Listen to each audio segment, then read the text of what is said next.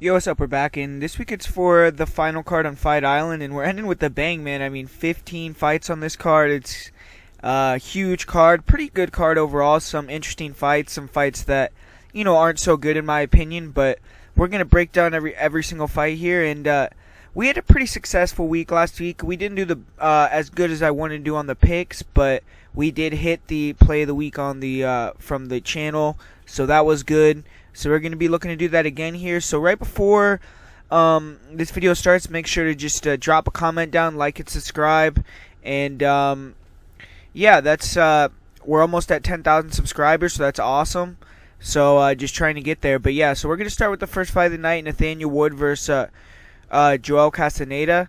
And yeah, I mean, this is an interesting fight, right? Because Castaneda, he came in here on pretty short notice, and he's a guy that's actually been given a few short notice calls already from the UFC where he's had to turn him down because he's missed weight. And there's also been things said about him, turning down fights in Combate Americas as well. So he kind of has a bit of a reputation for turning down fights a little bit.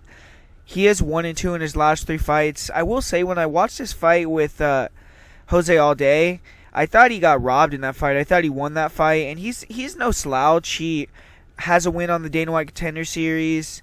He's a wrestle boxer, nice high kick. He has some pretty good boxing combinations. He can switch stances, some decent pop in his shots, and he'll throw some power hooks. He has a nice lead uppercut and slips and rips pretty effectively. Some low kicks that are pretty nice. He'll throw some sneaky high kicks. But he can get bullied in there. He can get backed up. And he's kind of too willing to brawl at times. He can get sloppy, get hittable. And with this style, blitzing in, he can get hit with shots entering range when guys find their timing. He's been finished by strikes one time only, though. He's a durable guy and kind of has that swagger about him. He likes to get in a war. And he's dangerous. I mean, he has 6 knockouts. He's explosive. Pretty good grappler as well. Solid timing on double legs. Good top control. And he's willing to grind against the cage. Pretty good in scrambles. On top, he has good passing ability. Good submissions.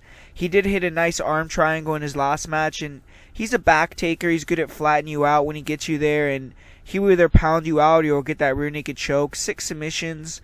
I haven't really seen him face a high-level wrestler. And I haven't really seen how he is off his back either. But he looks like he has decent cardio. He's an experienced guy. He's a veteran. And he's a decent addition to the division. Everyone kind of knows about Nathaniel Wood by now. He's the prospect. He's had 4 fights in the UFC, 3-1. And kind of faltered in his last fight. We actually predicted that for him to lose to John Dodson. Got knocked out in the 3rd round there. And he kind of said that he did get a little bit emotional after getting a cut because previously in his career he did have a fight stop due to a broken nose. So he said he really tried to finish the fight after he saw that he was cut. Started fighting a little bit more emotional, and that's why he got eventually finished. But, I'll say, I mean, for being 26 years old, he had a pretty good performance in that fight. He was in John Dodson's hometown, and I thought he won the first round. I think a couple judges might have given John Dodson the first round, but I thought he won the first round. He was walking him down. He was more active. Obviously, Wood, he has that long 1-2, good hands, good boxing, really nice low kicks, good front kicks up the middle to the body. And he started to round out his grappling as well. He started to improve with his takedowns, improve his takedown defense. And when he can get on top, he likes to take the back, and he can finish from that position. We've seen him get multiple submissions in his UFC career. And overall, he's a good fighter. He's improving. I think he definitely has the more one-shot power in this fight. And he's a guy that throws a lot of volume, starts to wear on guys if fights goes long. And he's been training for this fight. Castaneda hasn't been training, so I think, that's going to help him in the later rounds.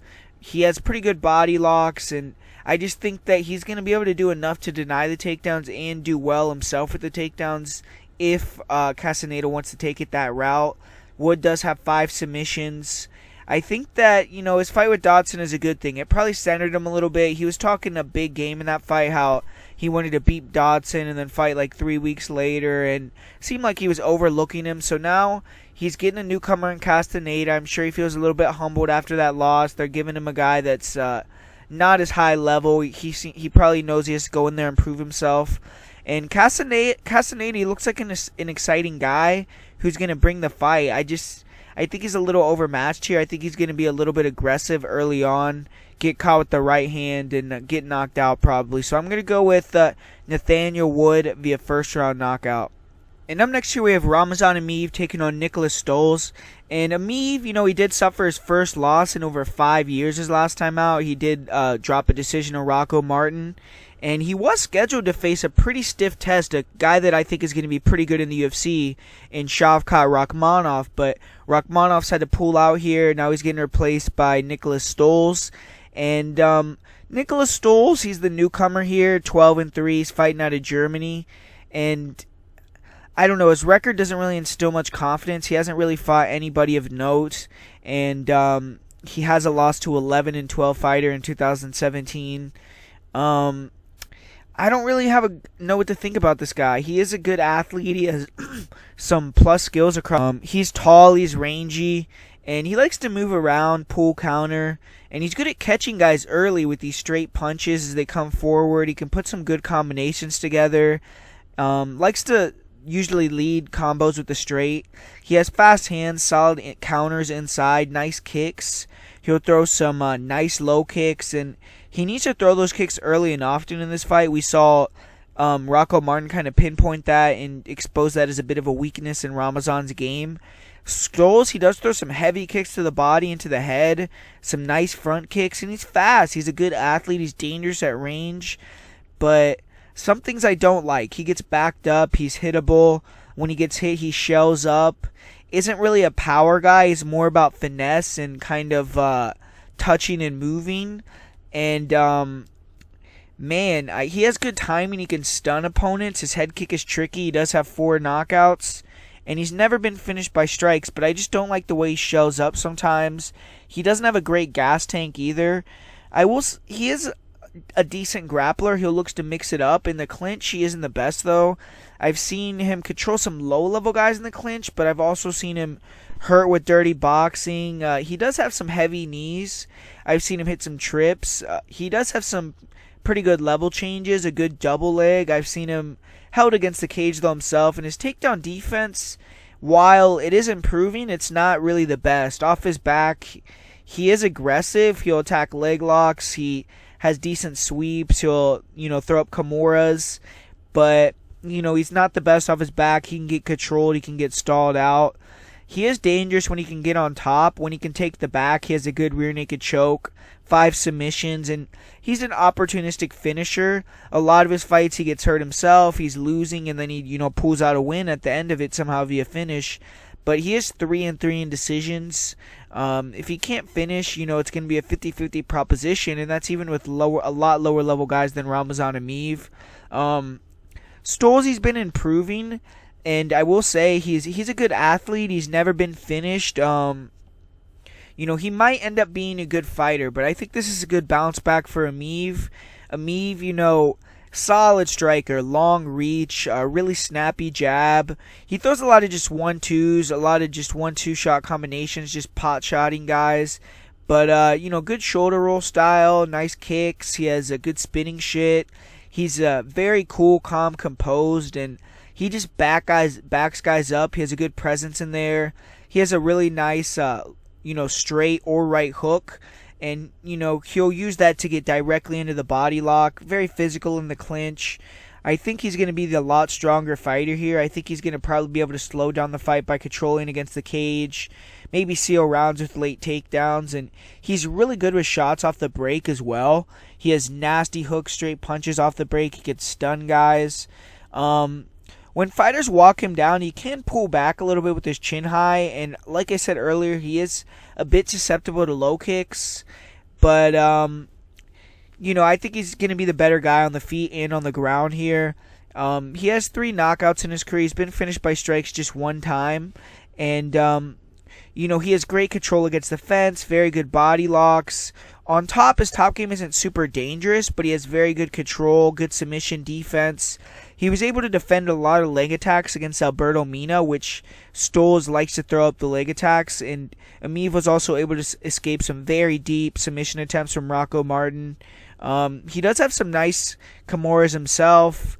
He's pretty good in scrambles, good get-ups when he gets taken down himself, great cardio, great composure.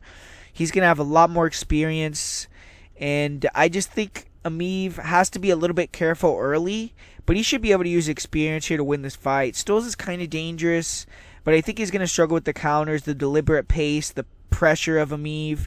I think Emeev's going to be able to maul him against the cage, take him down. I think that if he's having issues with the striking, get slowed down the fight with the grappling. I think Emeev may be able to even get a KO TKO finish here. He's not really a finisher, so it may go to decision, but I'm pretty confident Emeev should get this one done.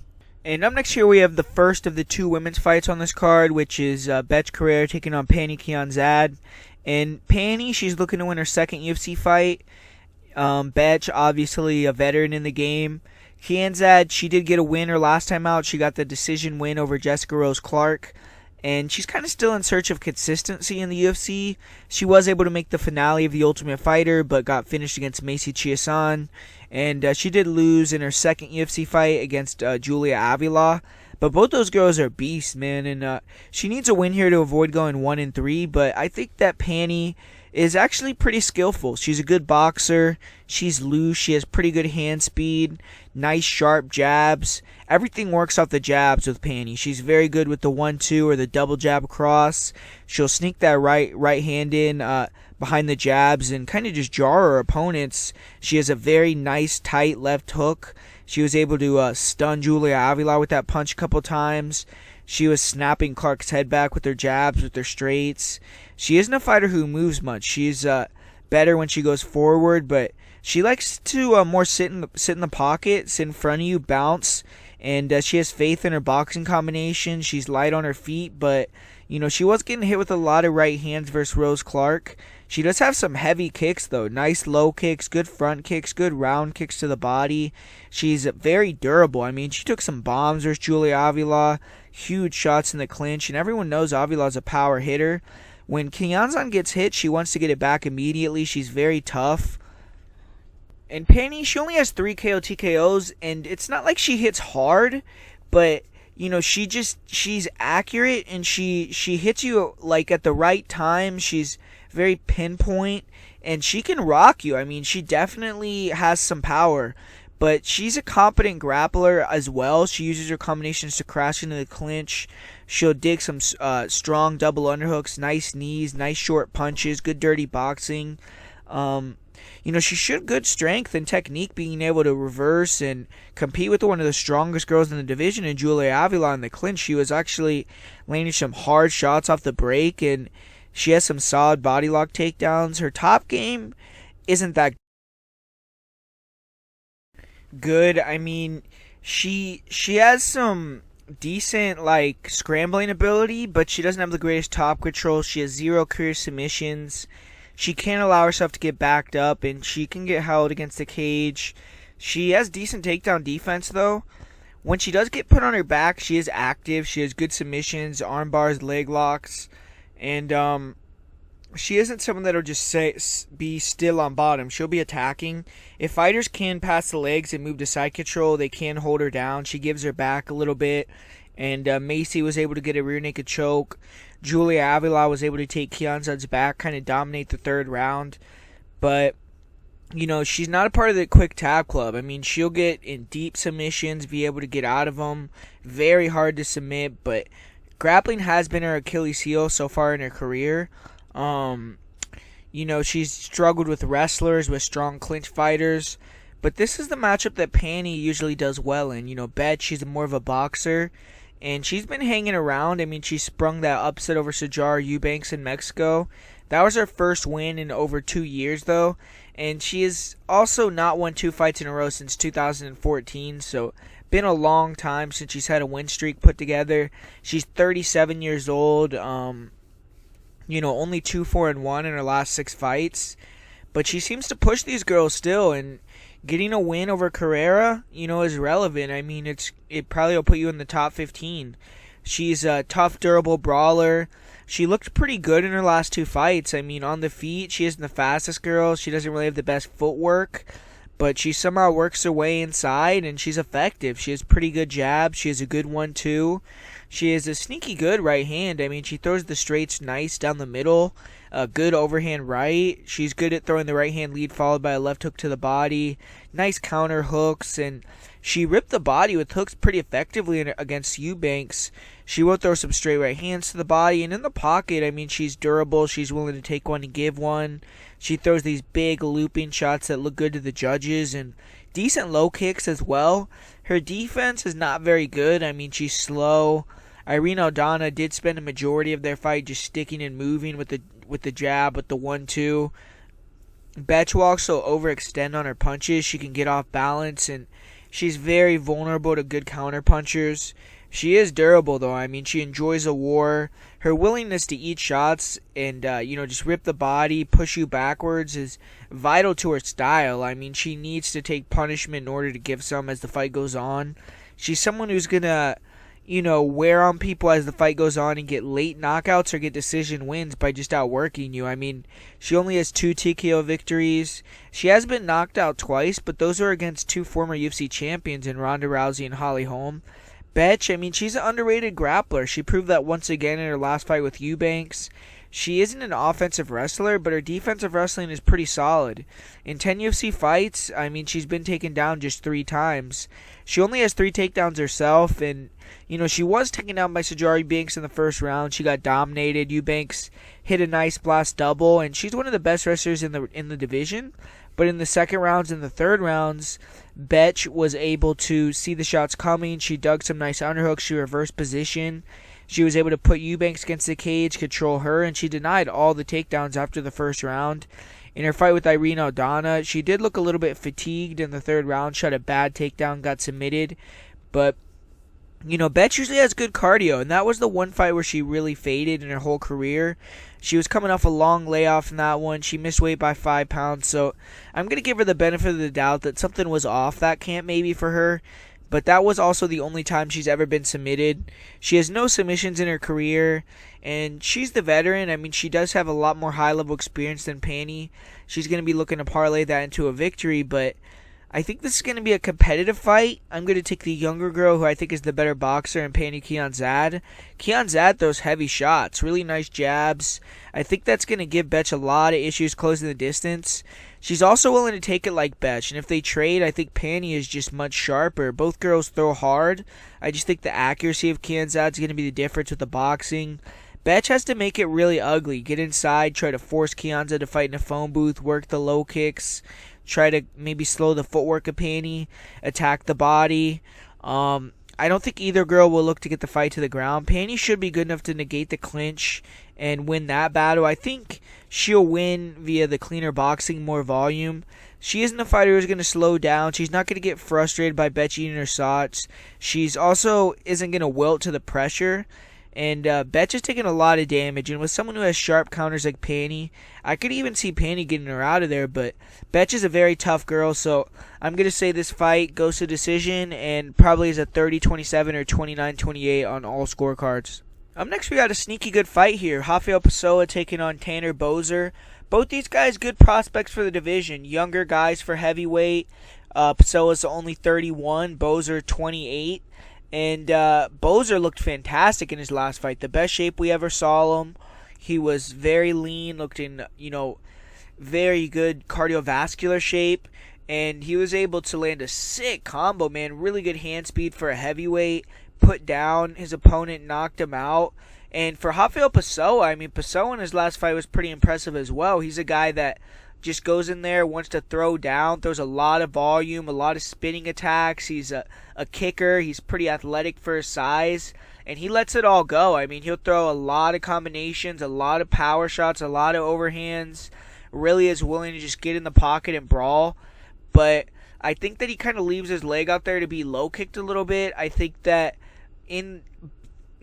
Pessoa's probably the better grappler. He is a black belt on the ground, but in his fight with Ciryl Gane, I mean, he didn't look like a black belt in that fight, and I don't know, man. I think that Boser throws more volume, and I think that he's probably going to be the guy that's going to be pushing Pessoa's back as the fight goes on because he's going to have the better cardio. And I'm going to go with Boser. I think, he looked really in form in his last fight. He has nice low kicks. I think that could play a big factor here. And just that his durability, his willingness to push forward and just be a workman, I think that may be enough to get the victory for him here. But, Pessoa, he's a dangerous guy. He's an athletic guy. He's a guy that has all his wins except for one via finish. And, I think that he's going to be game here. I think that he's going to pose a threat. But I'm just going to take Tanner Boser. Up next here, Movsar Evloev taking on Mike Grundy. And Evloev, he's looking to run his record to 13-0, 3-0 in the UFC.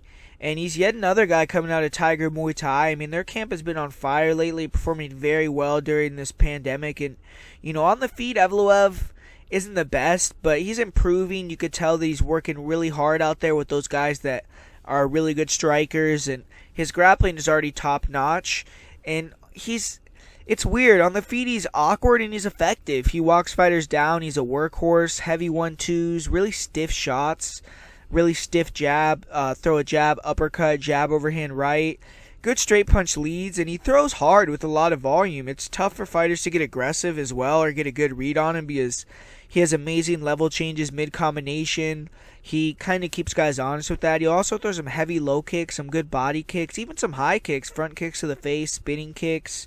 He's getting better at digging body shots, and you could tell he's working really hard on his striking. He's still stiff, but he's improving his footwork, his lateral movement. He can still back up with his chin high. He doesn't really react the best to pressure. He doesn't react the best to fighters who throw longer combinations. Barzola was able to tag him with some shots as he followed him with punches as Evloev went straight backwards. And Evloev isn't going to want to get hit as much against a fighter like Grundy who hits really hard. But Movsar, he's an elite grappler. And his wrestling is similar to Khabib. Unlike Grundy, who's a freestyle wrestler, Evloev, he's more Greco-Roman. He'll shoot in on the legs, but usually only push you to the cage and take you down in the clinch. He's very good at shooting in on the singles and the doubles, then coming up into the body locks. His level changes are amazing, man. Extremely fast, very well timed. He did struggle to take down Enrique Barzola after the first round. Barzola showed great takedown defense, great scrambling ability, but Evloev is excellent in the clinch against the cage as well. Good foot sweeps, good body locks, good control.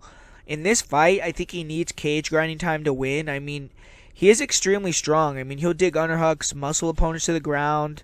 He likes to get in a half guard, smash him from there. And most of the time, when he takes you down, they're not getting free from him. Even if they stand up, he stays attached. Mat returns them. Strong mount, hard ground and pound, great back takes, good back control. Very good grappling cardio, good pressure, good pace, and he's good off his back. He's good at sweeping. He was taken down late in the second round by Barzola, and it looked like he was eating some pretty good ground and pound there, so he's going to need to be ready to not only shoot takedowns this fight, but defend takedowns, because Grundy will shoot in on his legs, and Evloev has to be ready to defend that. Evloev does have 4 submissions. They're all rear naked chokes. For Mike Grundy, he was successful in his debut. He got a big TKO victory. He got the win over a former Cage Warriors champion in Nad Narimani. And he's been unbeaten now for over 5 years. He's another one of these training partners of Darren Till. We'll get to another guy that trains with Darren Till as well later in the card. And I'm sure he's going to want to get the momentum and the ball rolling for those two guys. This fight was already scheduled for August of 2019, but Grundy was forced to pull out with the injury. He hasn't fought in nearly a year and a half, and a big win here could regain him some of that momentum that he's lost due to the layoff. And as a striker, Grundy's improving. He has a wide stance. He bounces in and out. Intelligent right hand. He'll throw some jabs, but mostly as a rangefinder. And his main 2 attacks on the feet are the straight right and the left hook. He likes to move around, pull fighters into the straight right. He'll throw some straight right, left hook combinations. In Grundy's last fight, he landed a really ruthless left hook that rocked and dropped Narimani, swarmed him, finished the fight. And he doesn't throw very many kicks. He can be a little bit stiff with the movement. When he moves back, he floats his chin in the air. And he did get hit with the left hook behind the ear that rocked him badly against Narimani. On the feet, he's also very low volume.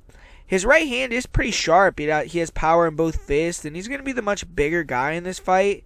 but only has one TKO victory. And Grundy, he's an elite wrestler himself. He's a former bronze medalist at the Commonwealth Games. He's jacked, he's very strong, he's athletic, he's big for the division. Great timing on his singles and his doubles. In the clinch, good trips, good body locks. And on top, he has very good top control. He'll work short shots, elbows from inside the full guard.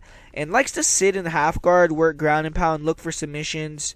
He'll fish or arm triangles. He'll use the head and arm position to move into side control or mount. And against Michael Tobin, Grundy did catch a pretty nasty guillotine. And, he has a really nice front headlock series. He'll snap down with the front headlock and, good Darce choke. In his last fight, he was able to hit a nice single, but couldn't really control Narimani, who got up quickly. And that was the only takedown he shot in that fight, which I'm not really sure why. He seemed content to stand and trade with Nad. And, I don't know if that's because Nad was a black belt or what, but Grundy hasn't had very many people tested defensive wrestling. The couple times I've seen him on bottom, it was from a sweep or a mistake Grundy made going for a takedown of his own. And, he's been able to reverse back to top position very quickly those times that I've seen him on his back. But overall, he just hasn't faced that much adversity throughout his MMA career. He has been able to take fighters down, control them, and just take them out fairly easily. He's finished 8 of his 12 wins via submission. His lone loss was a triangle choke loss to Damian Stasiak. But to me, this is a closer fight than the line indicates. Grundy is going to be a test for Evloev because he is the bigger man. He can defend Evloev's wrestling, threaten with his own, and he packs some power on the feet. If Grundy can hit a double leg, get on top of Evloev, control him, maybe he'll demoralize the guy. But on the feet, I think Grundy is cleaner with his boxing. He doesn't overextend as much like Evloev. He's a little bit better with the defense. The issue is Grundy just throws much less volume, doesn't throw the same variety of strikes. He probably is more athletic. I think he hits harder, but it's just the volume, man. If this fight stays on the feet for 3 rounds, unless Grundy can catch a knockout, Evloev, I think, is going to be able to, just have more output. I'm really curious to see how the grappling will play out here. If one fighter has a major advantage in the grappling realm or is able to take down and control the other, they're going to likely win. If it's a stand-up fight, I think it's close because I do rate Grundy's power, but I just think Evloev is going to outwork him. I think Evloev may even be able to grind him against the cage, get some takedowns late. So I'm going to pick Movsar Evloev via decision here. And up next here is the second training partner of Darren Till that's fighting on this card, Tom Aspinall. And he's going to be taking on Jake Collier in an interesting matchup. Really weird matchmaking here. I think they obviously want Aspinall to win. Aspinall, he has a clock on his back, but in the cage he has no time. All of his wins have come in the first, minute and 30 seconds. The level of competition for Aspinall has been very low, but he's very athletic and he has great movement, fast hands, good boxing. He's done some boxing sparring with Tyson Fury. Very nice jab. He likes to back guys up, work the jab, then slip in that straight right hand.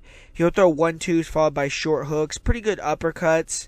Very good at, landing a 1-2 and just sliding out of range and then coming back with 2 more. He backs fighters up, feints, picks pulls, and really makes guys uncomfortable. He'll attack the body with punches, really nasty low kicks, good kicks to the body. In a recent fight on Cage Warriors, he checked a kick, broke his opponent's leg. Aspinall is a black belt as well, and he's a good jiu-jitsu player. Hasn't really looked to use it a lot in his recent fights or many fights in his MMA career, but, he is a decent wrestler. When he can back guys up to the cage, he'll shoot in on some double legs. And in top position, he's very good with ground and pound with submissions. Thus far in his MMA career, he's usually just preferred to pound guys out. He only has 1 submission via heel hook. And his defensive wrestling looks pretty good. In the one fight he did have against a good grappler, though, he was taken down pretty easily against Stuart Austin, who's a judo black belt. He was able to use judo throws, take him down. And he landed a double leg on Aspinall as well. But, Aspinall recently has shown a lot better takedown defense, very fast hips.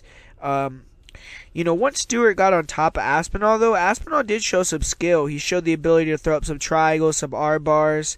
Pretty solid get-ups. And in that fight with Austin, he did sweep Austin, almost finished him with some ground and pound. And while he was doing that, he got caught sleeping, was submitted with the heel hook. And, that's Aspinall's one real loss. The other loss was a DQ loss due to a 12-6 elbow. So Aspinall, he's really 8-1. In his one loss, he was very close to finishing the fight seconds before he got finished himself. And he's going to be taking on Jake Collier, who's making his return to the UFC after almost 3 years away from the sport.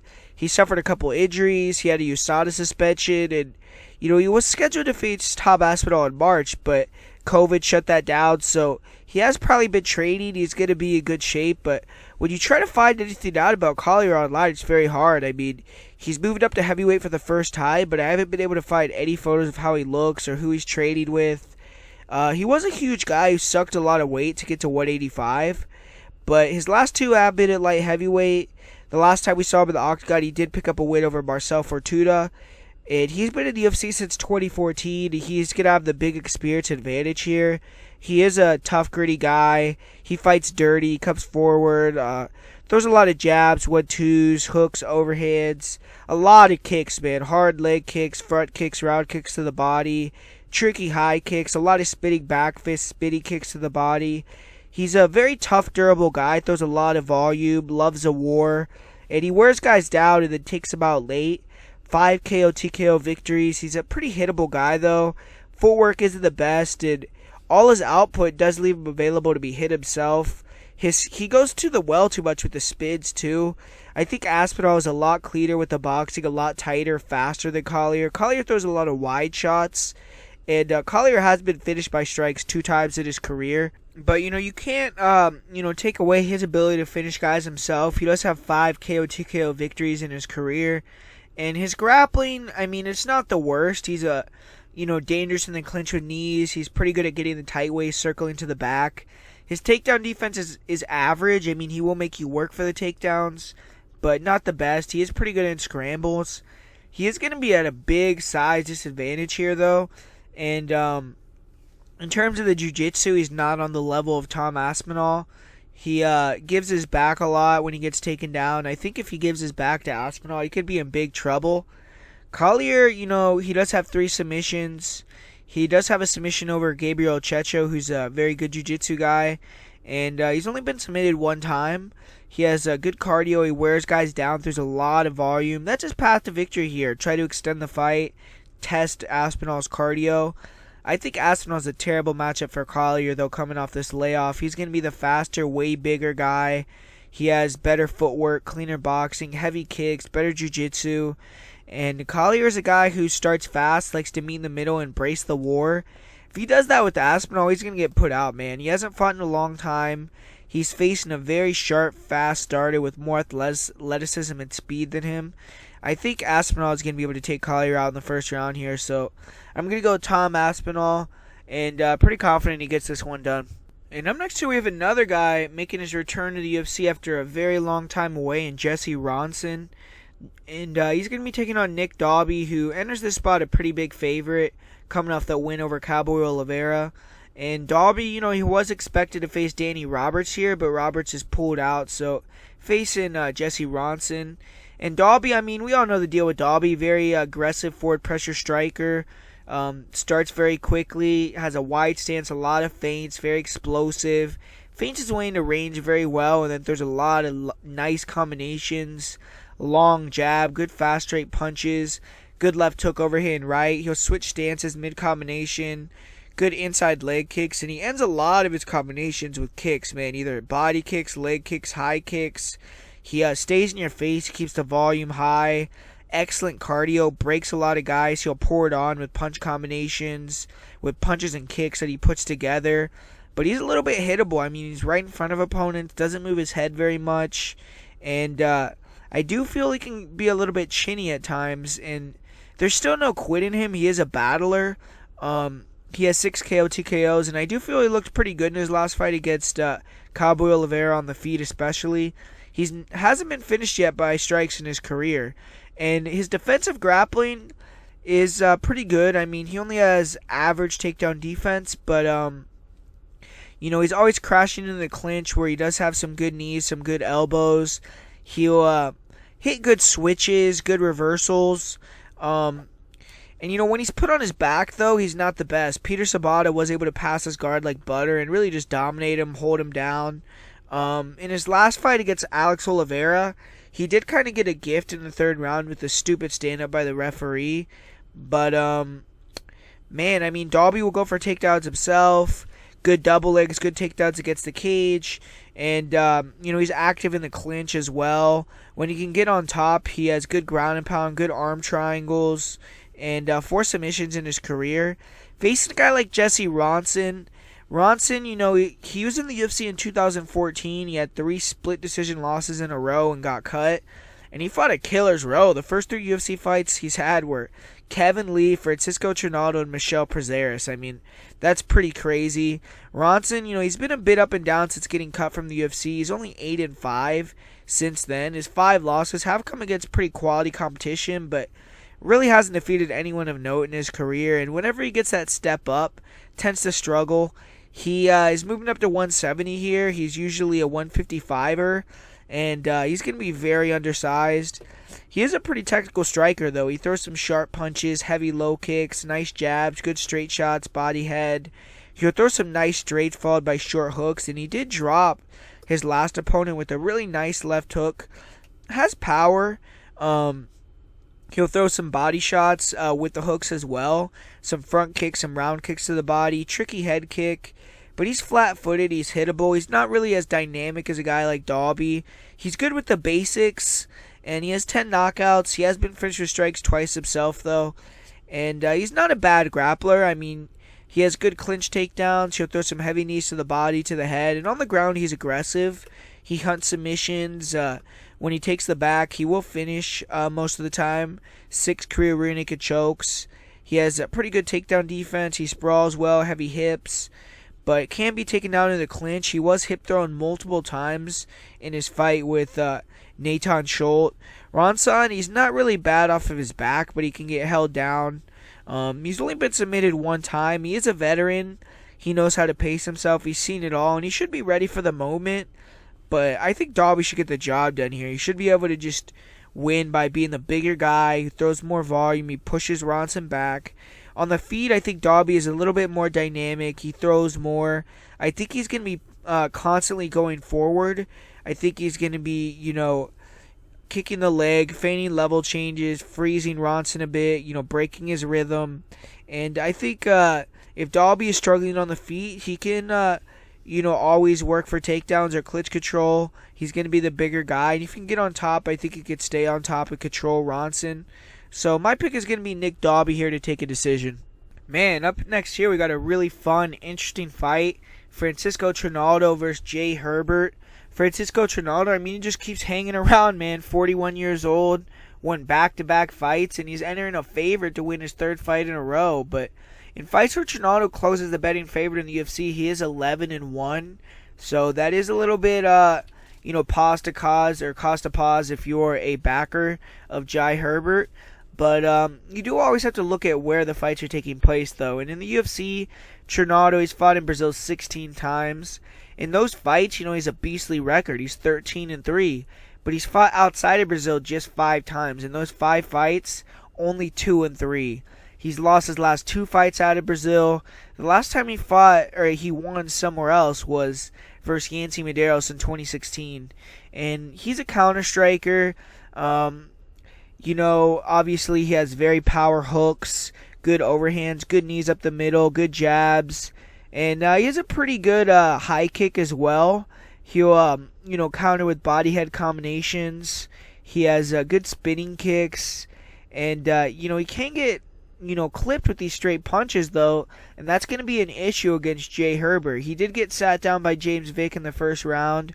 But Trinaldo is a, freaking really good chin. He's never been finished by strikes. 8 knockouts himself. Dangerous guy. He's going to be looking to cut the cage off and throw bombs. He's a southpaw.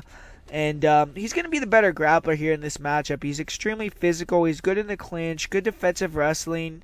And he could throw these guys around in the clinch. Land big knees, big elbows. Good blast doubles.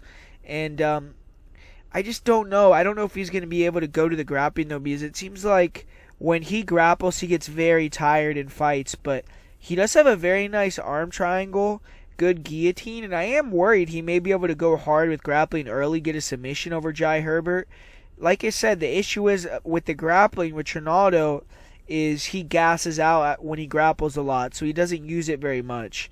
And he has 5 submission victories, but he has been submitted 3 times himself, surprisingly. And Herbert, I mean, he's drawing a big name here. The company must have a lot of faith in him because he was originally scheduled to face another guy who's a beast in Mark Jacasey. And Herbert, he's won 6 fights in a row, 5 via knockout. He is the current Cage Warriors lightweight champion. Looks to be finding his footing in MMA. He's 32 years old, so he should be, right in his prime. He's a tall, rangy striker. He has a significant height and reach advantage in this fight, and his striking is really good. Excellent footwork, very good head movement, really nice fluid hands, really fast, snappy jab body head. His straight right hand is a piston. You'll shoot it body head. He's super accurate with it. He'll throw straights and follow with a really tight left hook. He lands these straights and tight hooks right behind the ear that hurt his opponents. He'll come in with some nice lead uppercuts. At range, when he's moving and pot-shotting while landing these long shots, he's very dangerous. He's very good at picking and pulling, keeping the volume very high, very good kicks. You throw him to all parts of the body, very fluid. But he's mostly a puncher. He can sometimes pull back with his chin high. That is how he got caught and KO'd in his 1 pro loss. Herbert, he's very aggressive. And when he gets fighters against the cage, he'll sit down and, just throw big, long combinations. He's willing to exchange. But he does a good job of staying long. He can sometimes get a little bit wild, get a little bit clipped. That happened in his last fight against Kane Carrizosa. But Herbert, he has a pretty strong chin. He absorbed some solid shots in that fight. He's absorbed some big shots throughout his career. And he has 8 knockouts. He has 1-shot power. He's not much of a grappler. In the clinch, he is dangerous to Muay Thai knees and elbows, though, and he'll try to catch guys coming in with knees, with uppercuts. He battered his last opponent in the clinch, ultimately knocked him out with a really brutal knee. He landed a clinch takedown of his own in that fight, and he can be taken down, though. In his fight with Steve O'Keefe, he was taken down twice against the cage early on. O'Keefe is a strong black belt, though, and he was able to rough Herbert up a bit on the ground, landed some decent ground and pound. He transitioned to some dominant positions. He took the mount, took the back, but impressive from Herbert to stay calm. He eventually worked his way back to his feet, and he has a pretty good mount escape. He doesn't accept bottom position. Even in his fight with Jack Grant, he was taken down a couple times, but showed improved takedown defense, improved get-ups. And he has a pretty good top game. I mean, nice guard passing, good floating ability, good ground and pound.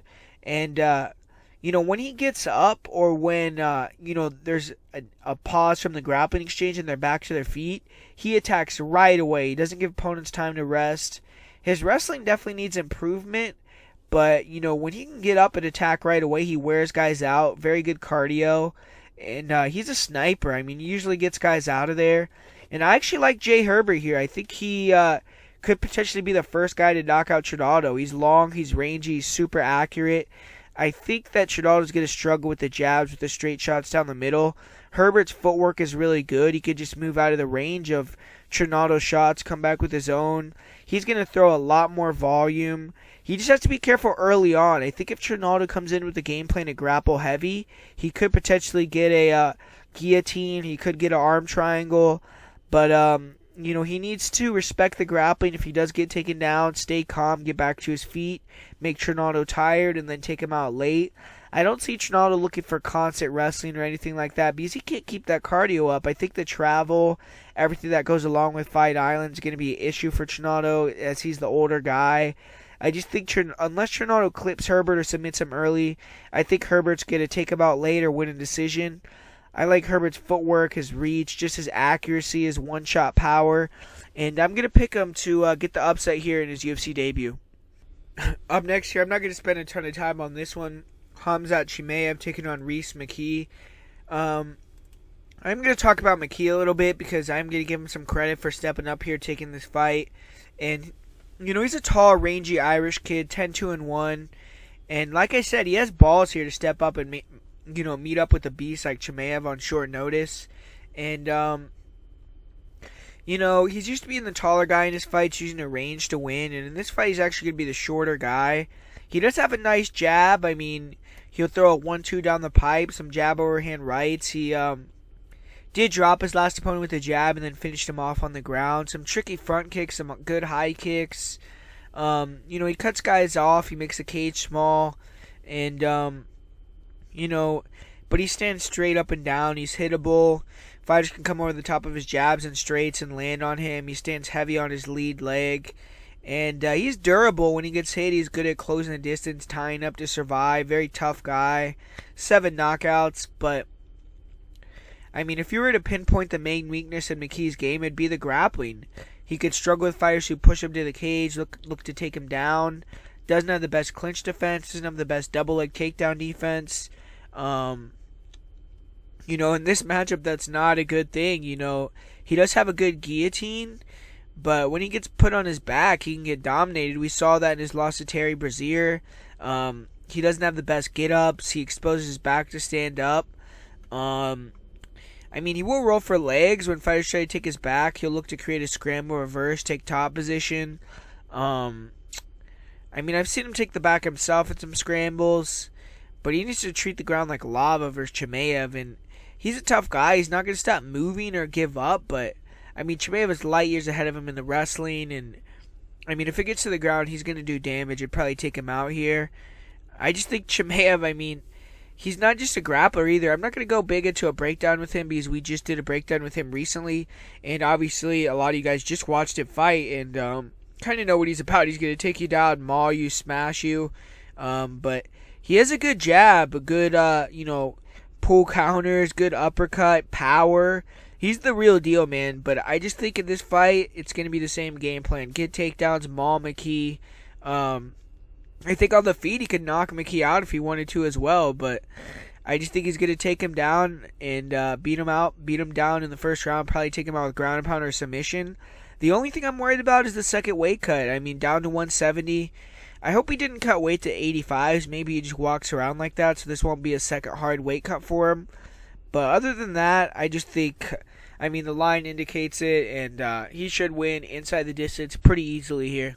Man, up next here we got another really fun fight that I've actually had a difficult time choosing the winner here. Alex Cowboy Oliveira taking on Peter Sabata. And for Cowboy, he finally got back in that win column in March. He got that win over Max Griffin, but was a split decision. And prior to that, he had lost 3 in a row, so he needs another win here to kind of solidify that he's back, but he's been an action fighter. He's been around for years, and, he's a cobra. He's super dangerous. He's athletic. He likes to land a one-shot kill shot, and he's a long-rangey guy. Likes to counter punch, heavy low calf kicks. He holds his hands low, almost trying to goad guys into throws so he can counter with straights. Really nice long 1-2. Some nice front kicks to the body. Some very dangerous counter uppercuts.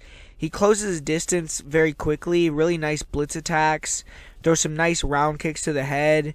He's very hittable himself, though. He struggles to defend against jabs, against straights, and his chin is slowly eroding. He isn't as durable as he once was. He's only been finished 1 time by strikes, but he's taken a lot of damage.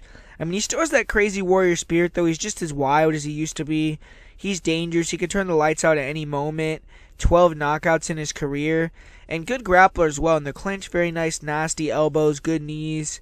And, he'll post, throw big elbows, look for trips, look for body locks. He'll shoot in on double legs on top.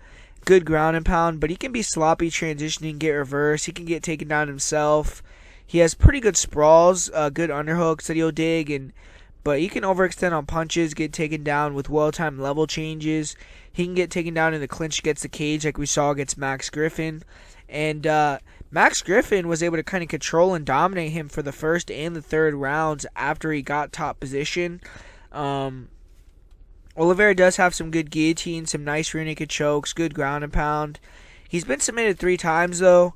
Seems to slow down in fights. Doesn't really have great cardio. He is tough, though. He pushes forward, continues to push even when he's fatigued. But I can kind of see that he's aging in there. And Peter Sabata, he's making his return after 2.5 years away from the sport.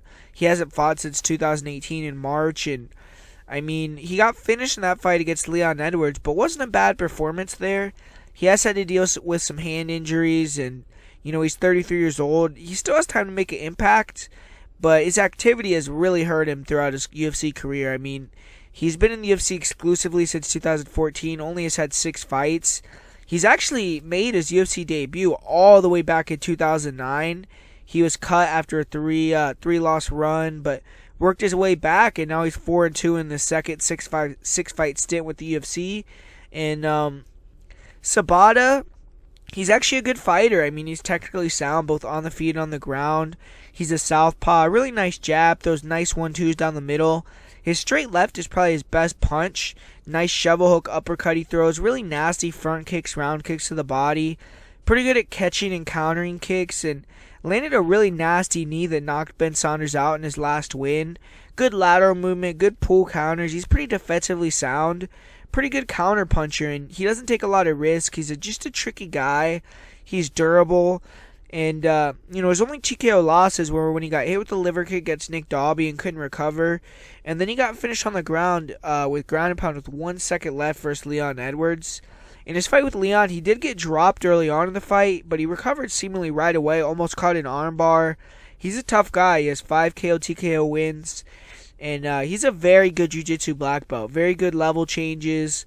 He'll throw some straight shots, level change into really well-timed body locks. And his top game is awesome. He has great guard passing, really good top control. He's good at half guard. He'll look for the head and arm. He'll look for the arm triangle. Very good at using that position to create passing ability so he can pass side control, get the knee on belly, move into mount. He has a very good back take, and when he takes the back, he's very dangerous. He has a lot of rear naked choke victories. He dominated Nicolas Dalby, someone we talked about already in their match on top. He just controlled large portions of that fight, took him down at will. His takedown defense is very solid, very good counter guillotine. When he gets taken down, he has a threatening guard, good triangles, good arm bars. You saw that in his fight with Leon Edwards. He was actually able to sweep Edwards, took his back, he attacked with a Kimura. And late in the fight, Edwards was able to get in a dominant position, trap Zapata's wrist, pound him out after Zapata got very tired. Before that, though, Zapata was very competitive, and in my opinion, he won the second round. The third round was actually pretty close as well. And Zapata, he does have 10 career submissions. He's finished 15 of his 17 wins.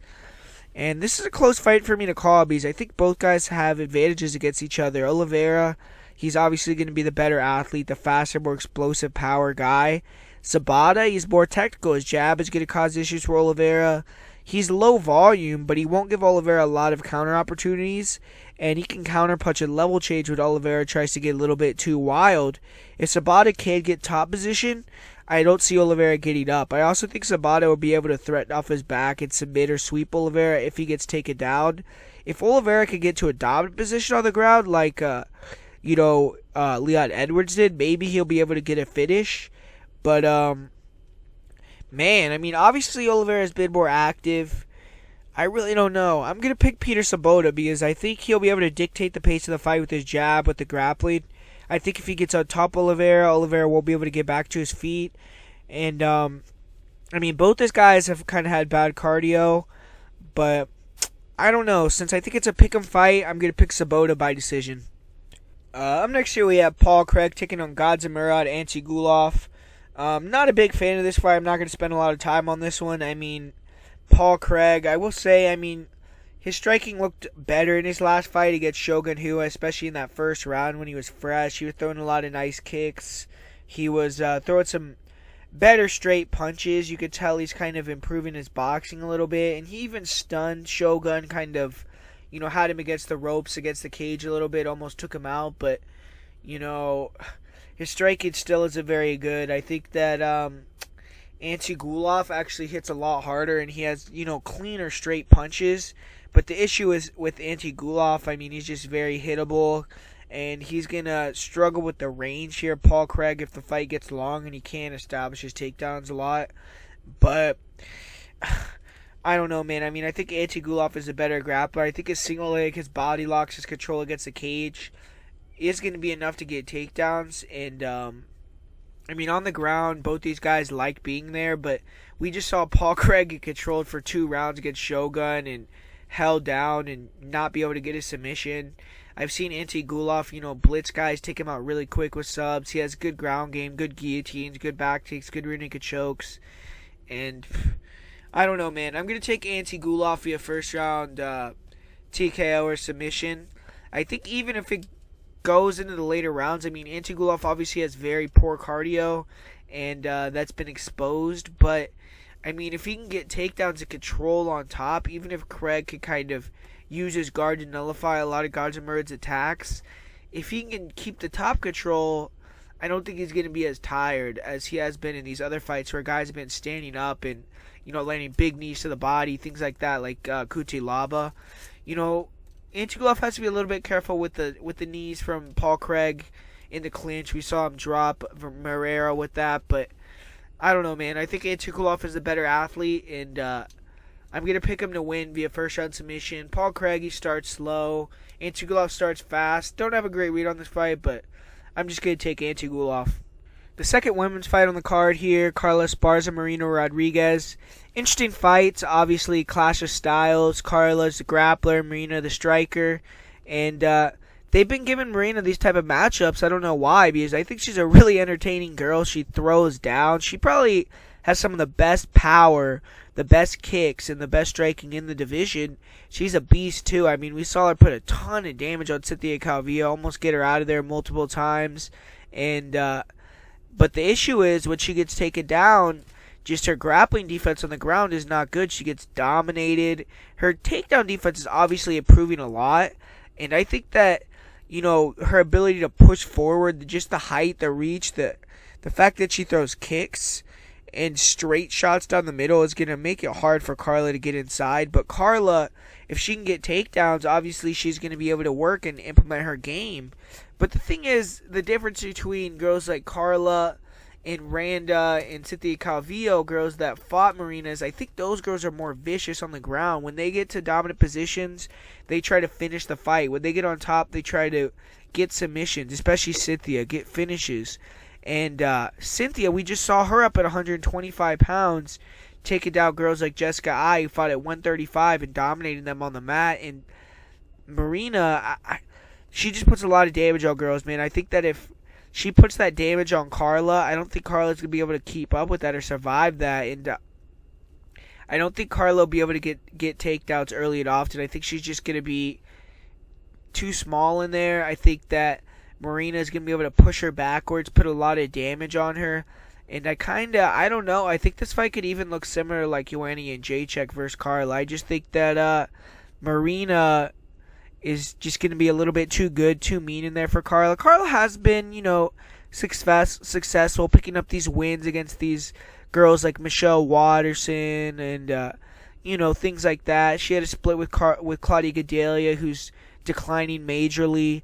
But, I mean, this is the new breed of girls. Even though Marina's 33, she's the newer breed. I mean, she hasn't been part of that tough house like Carla was.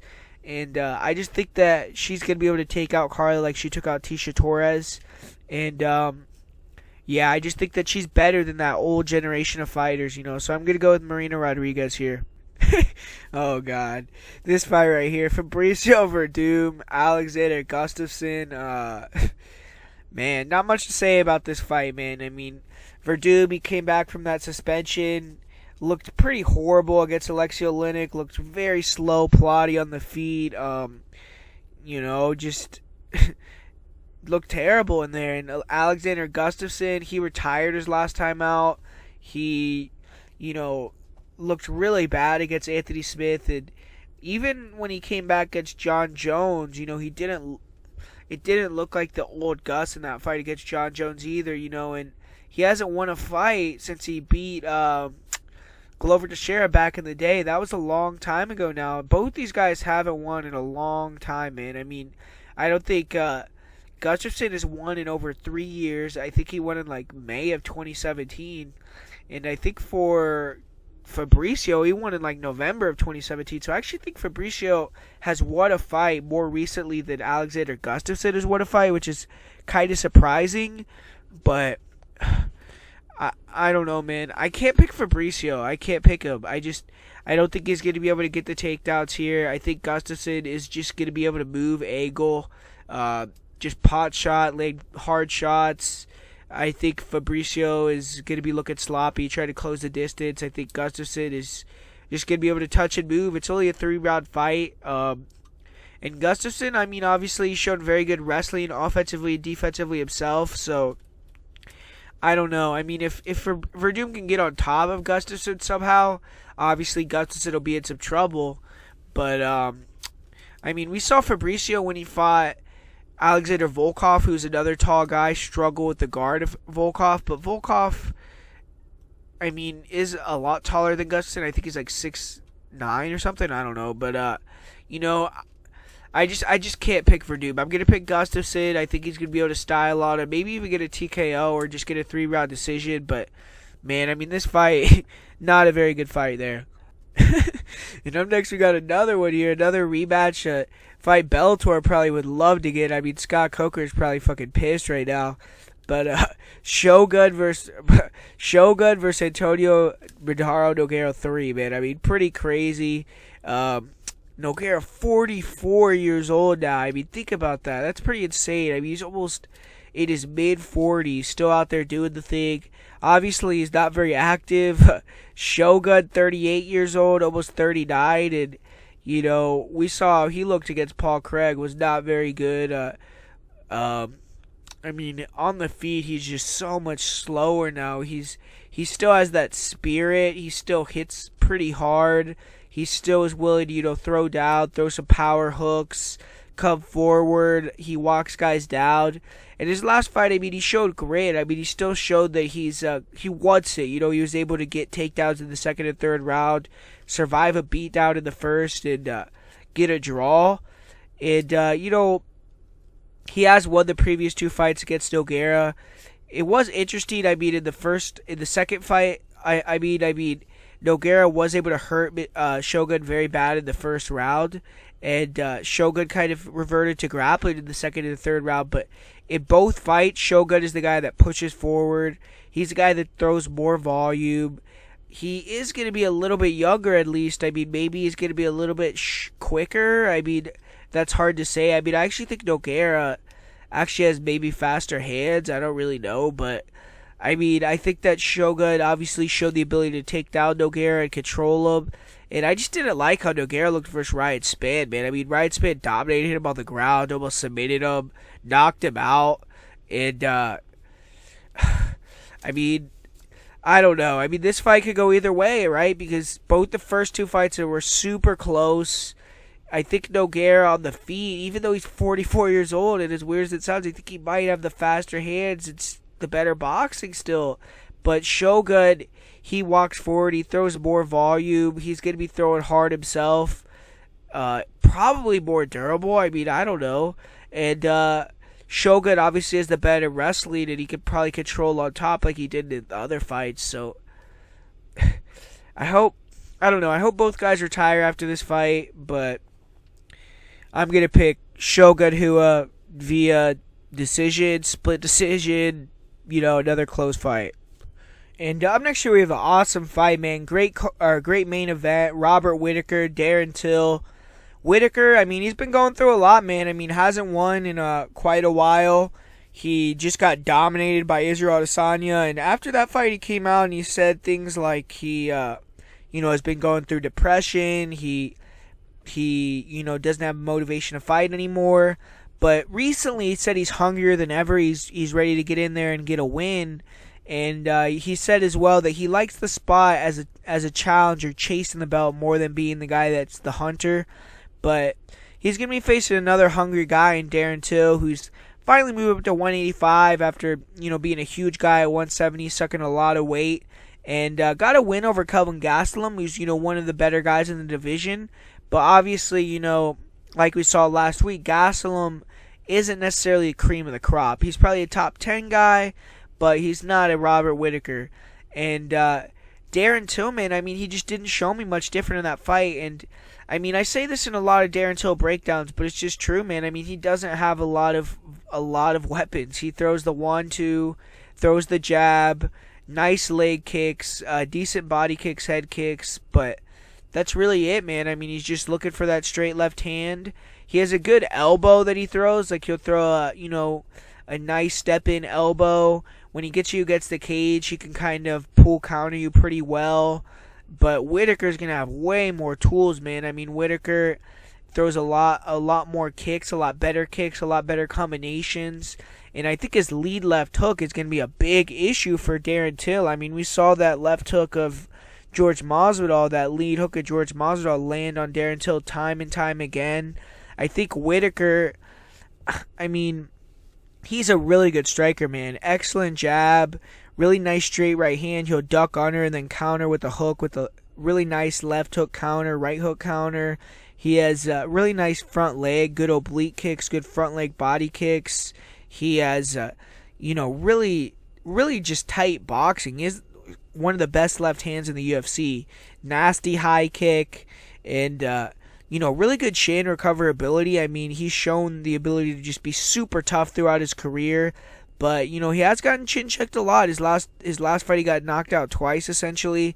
And Whittaker, I mean, he's not an offensive wrestler in the UFC, but he is a former gold medal winner in the Australian National Wrestling Championships, and his takedown defense is really remarkable. I mean, really good takedown defense. He's not going to have to worry about that here, but I mean, maybe if Darren Till decides to clinch up when they close distance like he was doing against Kelvin Gastelum, maybe Whittaker will finally show off some of that wrestling. Maybe he'll finally show off some of those Craig Jones leg locks and, get a win that way. But, I mean, just looking at this fight, I just think Whittaker has way more tools. I think Whittaker hits hard, man. I mean, he has some crazy knockouts at 185, one-punch knockouts. He might not have knocked guys out recently, but go back and check his knockouts of Brad Tavares. Go check that knockout of Jacare Souza. And Darren Till, I mean, he obviously has that straight left he could hammer home. He has the jab, and if he catches you with that, if he catches Whittaker with that, maybe he'll knock him out. If he lands a big Muay Thai elbow, a big knee, he has the chance to finish. But, I mean, he doesn't offer as much as Rob, and he's not as dangerous in all facets of the game. I mean, the grappling, I think Whittaker is way ahead of him. I mean, from all accounts, I mean, Whittaker's a black belt, trained with guys like Craig Jones on the ground, good wrestler, and, I mean, he could beat Darren Till that way. I think he could outstrike Darren Till. Darren Till's chin, I mean, obviously is a question mark. Both guys' chins are question marks, but Darren Till has gotten knocked out by guys that used to fight at 155. He lost a fight to Tyron Woodley, who, has lost 10 consecutive rounds, man, since then. He got dominated in that fight. Yeah, I mean, I just think Whittaker, if he loses to Darren Till, that'll be more about Whittaker, man. That'll show that Whittaker's on a sharp decline because he should be able to beat Darren Till. He's more skilled everywhere, hits harder, better footwork, better movement. He's going to be, able to match the size in there. He's the better guy. He's the better fighter. He's fought better fighters. He's beat better fighters. He's had better performances. He's had more 5-round battles. He should win this fight, and he needs to win this fight. If he loses this fight, that's probably it for him at a high level. For Darren Till, if he loses this fight, he has the name. I mean, Darren Till has more fanfare for whatever reason it is. I mean, he has that online presence. He has a lot of people that back him, and if he loses, he's still going to be in the mix. If Robert Whittaker loses another knockout here, I mean, he's still in the mix, obviously. He's Bobby Knuckles. He's the former champion, but I think it diminishes his stock way more. Whittaker needs to win this fight, man, and I think he's going to do it. I think he's going to win the fight. I got Whittaker. I think he's going to win it inside the distance. I just think he's the better fighter than Darren Till, plain and simple. Better striker, better grappler. He should get the win here. So I got to go with Robert Whittaker. And so there you have it, guys. Thanks for watching. And right before we end this, we're all going to give, obviously, the parlay of the week and the most confident pick, like always. And we're going to give an underdog play of the week as well. So for the parlay of the week this week, I'm going to do a parlay with Tom Aspinall and Ramazan Emeev. It's basically even money parlay there. I think they both should get the job done. And for my most confident pick, I'm going to say Nathaniel Wood as my most confident pick. Obviously, I mean, my most confident pick, if I want to get very technical with it, is going to be Khamzat Chimaev. But, I mean, that guy's like a minus 1,200. Even though Nathaniel Wood's like minus 400, I feel a little bit better saying Nathaniel Wood. For the underdog play of the week, I'm going to say the underdog play of the week is going to be Jay Herbert. I think that a couple other underdogs are very live. Like I said, I kind of feel like Peter Sabota has a chance to get the victory. I think that a guy like Nogueira or Antigulov could potentially get a victory as well. But that's going to be my underdog play of the week. I also think another good person that'll likely win that has low odds is Pannie Kianzad. She's a good play. So there are a few plays for you guys as well. Like always, we're going to be rocking tomorrow on Odds HQ every Tuesday, every Friday. So make sure to come check that out. Come hang out live. It's pretty fun, and you get some different takes from different guys. It's going to be multiple people on there. So yeah, you'll get some more opinions, more betting advice, and it's all fun. So make sure to come over there, subscribe to Odds HQ, check out odds.com, check out my write-ups at MMA Oddsbreakers with Kyle Marley. Check out my picks at MMAOddsbreakers.com as well if you want to get the full card picks that I have this weekend. And as always, subscribe to this channel as well. Always going to be putting out these breakdowns here, different content. Thanks for watching, guys, and on the road to 10,000. So make sure to hit that like button, hit that subscribe button, and tell me what you thought about this video. Tell me if you agree with my picks, if you disagreed, which picks you disagree with, what your parlays are, what your bets are on. I'm always curious to know. And thanks for always supporting guys, and I'll see you guys later.